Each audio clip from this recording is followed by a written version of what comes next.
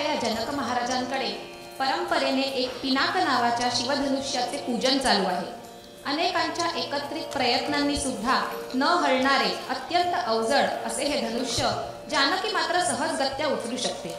तेव्हाच जनकांना जाणीव होते की आपल्या घरात आलेली सीता ही कोणी सामान्य नसून साक्षात देवी आहे। आणि तेव्हाच जनक राजा प्रतिज्ञा करतात, माझी सीता त्या पुरुषोत्तमाला अर्पण करेन जो स्वतः ह्या शिवधनुष्यावर प्रत्यंचा चढवू शकेल। या सीता स्वयंवरासाठीच विश्वामित्र श्रीराम लक्ष्मणासह मिथिलेला आले आहेत। स्वयंवर सभेमध्ये अनेक रथी महारथी आपल्या बदाचे प्रदर्शन करीत येतात, परंतु कोणीही ते धनुष्य हलवू सुद्धा शकत नाही।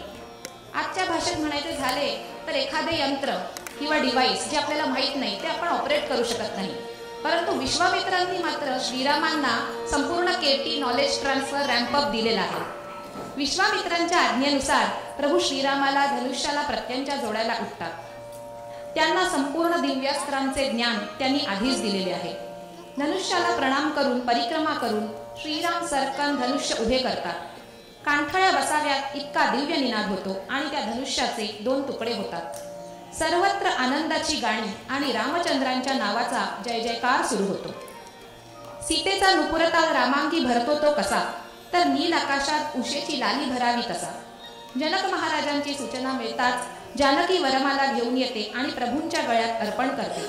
आकाशाचा अंश प्रभू श्रीराम आणि भूपीकन्या सीता यांचे स्वयंवर होते।